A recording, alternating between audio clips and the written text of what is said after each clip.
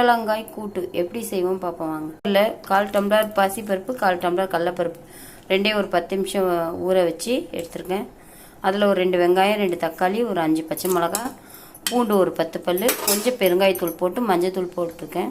இந்த பருப்பு வேகிறது கொஞ்சம் எண்ணெய் இதை போட்டு ஒரு 2 விசில் விட்டு எடுத்துக்கலாம்.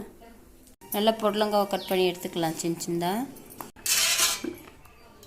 இந்த அளவுக்கு வெந்தால் போதுமாச்சு. இந்த பருப்பு பாசிப்பருப்பு கடலப்பருப்பு முழுசாக தெரியும்னா ஆனால் அது வெந்திருக்குது. கடலப்பருப்பு பாருங்கள், இந்த அளவுக்கு தான் வேணுமாச்சு கடலப்பருப்பு. அப்போ தான் இந்த கூட்டுங்களுக்குலாம் நல்லாயிருக்கும். பண்ணி வச்சு இந்த புடலங்காவை போட்டுக்கலாம். புடலங்காய் போட்டாச்சு. காய் போட்டு கொஞ்சம் லைட்டாக தண்ணி ஊற்றி இதை ஒரு விசில் விட்டு எடுத்து கொஞ்சம் கூட்டுக்கு தேவையில்ல உப்பு போட்டுக்கலாம்.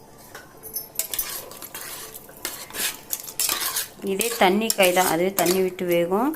கூட்டு பார்த்திங்கன்னா கெட்டியாக தான் இருக்கணும். நல்லா காய் வெந்திருக்குது. இந்த டைமில் ஒரு 2 ஸ்பூன் தேங்காய் திருவல் போட்டுக்கலாம்.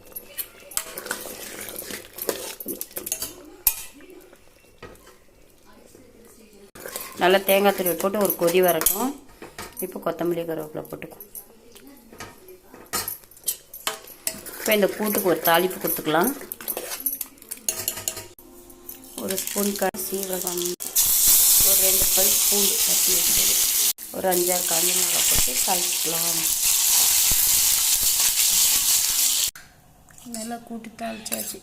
இதே மெத்தடில் நீங்களும் செஞ்சு பாருங்கள். இந்த வீடியோ பிடிச்சிருந்தா லைக் பண்ணுங்கள், ஷேர் பண்ணுங்கள், மறக்காமல் நம்ம சேனலை சப்ஸ்கிரைப் பண்ணுங்கள்.